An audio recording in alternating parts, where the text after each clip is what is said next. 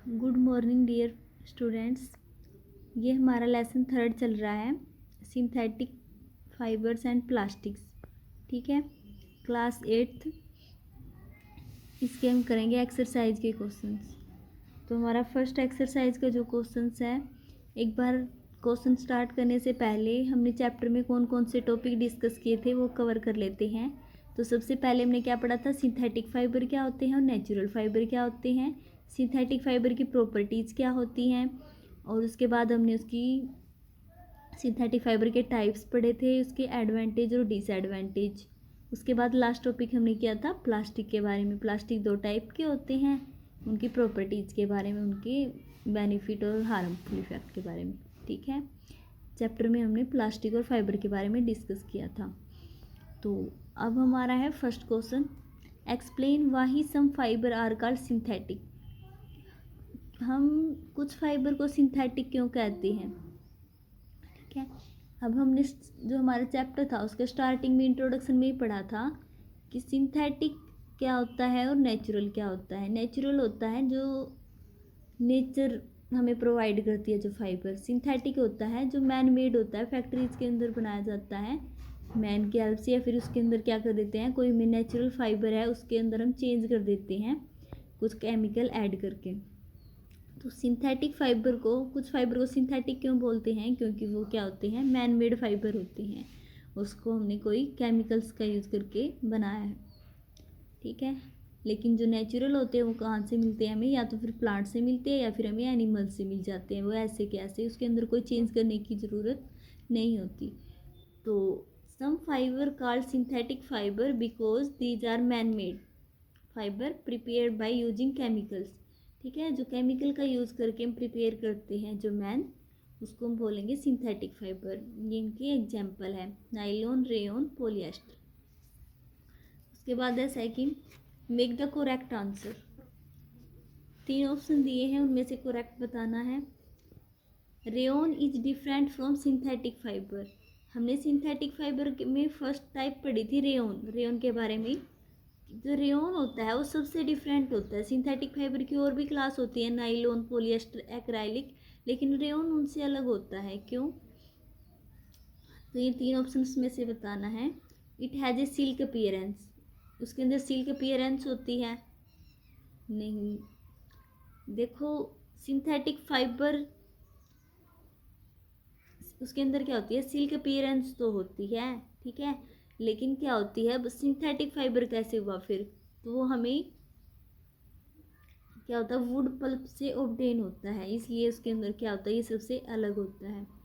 लेकिन बाकी है, जैसे नाइलॉन होता है, ये क्या होते हैं, कम्प्लीटली मैन मेड होते हैं। तो ये हमें एयर, वाटर, इनकी हेल्प से मिलते हैं। तो जो रेयन होता है, ये क्या होता है, वुड पल्प से निकाल के इसके अंदर फिर हम कोई केमिकल ऐड करते हैं। तो वुड पल्प क्या है, प्लांट, ये प्लांट से लेके उसके अंदर केमिकल चेंज करते हैं, तो इसलिए ये क्या होता है, सबसे अलग होता है। उसके अंदर कुछ सिल्क लाइक प्रॉपर्टी भी होती है। इसके लिए क्या आ जाएगा, इसका ऑप्शन सेकंड। उसके बाद है हमारा question third, fill in the blanks, appropriate word. तो सिंथेटिक फाइबर, जो सिंथेटिक फाइबर्स होते हैं, आर आल्सो कोल्ड, उनका और नेम क्या होते हैं। तो एक तुम बोल सकते हैं उनको आर्टिफिशियल, ठीक है, आर्टिफिशियल और मैन मेड। तो सिंथेटिक फाइबर एक तो मैन मेड फाइबर भी बोल सकते हैं क्योंकि वो मैन के द्वारा बनाए जाते हैं, और आर्टिफिशियल भी बोल सकते हैं। ठीक है, एक नेचुरली होता है, एक आर्टिफिशियली होता है। ये वर्ड सुने होंगे, तो मैन मेड का ही दूसरा नाम है आर्टिफिशियल। तो सिंथेटिक फाइबर को हम आर्टिफिशियल बोल सकते हैं और मैन मेड फाइबर बोल सकते हैं। तो उसके बाद है हमारा second part, synthetic fibres are synthesise from raw material called. Synthetic fibre जिस रॉ मटेरियल से सिंथेसाइज किए जाते हैं उनको क्या बोलते हैं, तो उनका एक स्पेसिफिक नेम होता है पेट्रोकेमिकल। पेट्रोकेमिकल्स होते हैं जिससे क्या होता है, हम सिंथेटिक फाइबर्स बनाते हैं।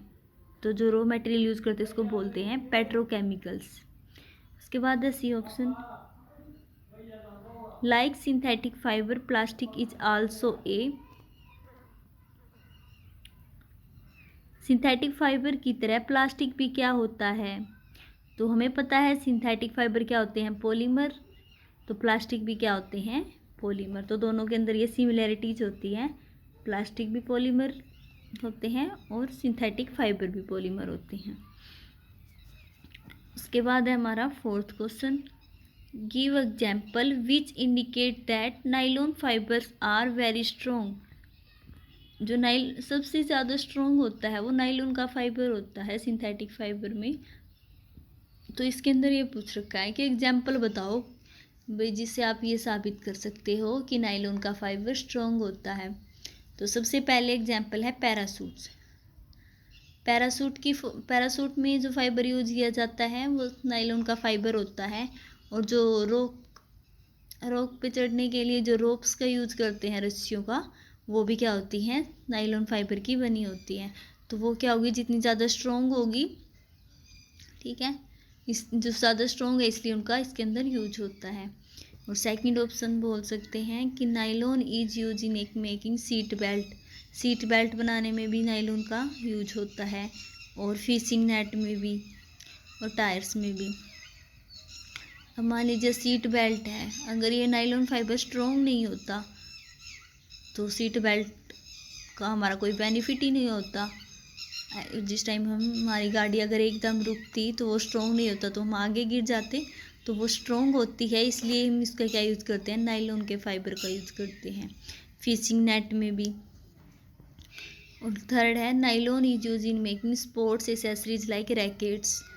जो स्पोर्ट्स के अंदर जो रैकेट्स यूज करते हैं हम, तो वो भी किसके बने होते हैं, नाइलॉन फाइबर के। तो ओवरऑल बोल सकते हैं कि जो नाइलॉन फाइबर होता है वो बहुत स्ट्रॉन्ग होता है, इसलिए उसका यूज़ हम पैरासूट्स में करते हैं, रोप्स में करते हैं, रॉक क्लाइंबिंग के लिए, और सीट बेल्ट्स में भी, और फिशिंग नेट्स में भी, और टायर कॉर्ड्स में भी, ठीक है, और रैकेट्स बनाने में भी। उसके बाद है हमारा fifth question, explain why plastic containers are favoured for storing food. Food store करने के लिए हम मेनली किसका यूज़ करते हैं, प्लास्टिक कंटेनर का यूज़ करते हैं। ऐसा क्यों, क्योंकि प्लास्टिक कंटेनर के हमने प्रॉपर्टी के बारे में प्रॉपर्टी पढ़ी थी जब प्लास्टिक की, तो उस टाइम हमने ये देखा था कि जो हमारा प्लास्टिक होता है ये क्या होता है, नॉन रिएक्टिव, ठीक है, ये रिएक्ट नहीं करता। जैसे अगर हम इसके अंदर कोई फूड डाल लिया प्लास्टिक कंटेनर के अंदर, तो जो हमारा फूड है वो ऐसे कैसा रहता है, उसके अंदर कोई केमिकल रिएक्शन नहीं होती जो प्लास्टिक कंटेनर की जो वॉल है उसके साथ, ठीक है। लेकिन अगर इसी की जगह हम एल्यूमिनियम का या किसी दूसरी मेटल का कंटेनर यूज़ करते हैं, और हमारे खाने के अंदर मान लीजिए एसिड है, ठीक है, तो वो एसिड क्या करती है, मेटल का हो गया वो कंटेनर, उसके साथ रिएक्शन करके हमारे जो फूड है उसके टेस्ट को, अब केमिकल रिएक्शन होगी तो न्यू सब्सटेंस की फॉर्मेशन होगी, तो उसके अंदर क्या हो जाता है, हमारा खाना है जो वो स्पॉइल हो जाता है। तो इसलिए हम प्लास्टिक का यूज़ करते हैं, क्योंकि प्लास्टिक क्या होती है, नॉन रिएक्टिव होती है, और वो हमारे फूड आइटम्स के इंग्रेडिएंट्स के साथ रिएक्ट नहीं करती। जैसा हमारा फूड है ऐसे का ऐसा रहता है, ठीक है बच्चों। ये हमने आज 5 क्वेश्चन किए हैं, नेक्स्ट क्वेश्चन हम कल करेंगे। आई होप तुम्हें समझ में आया होगा। Thank you so much students.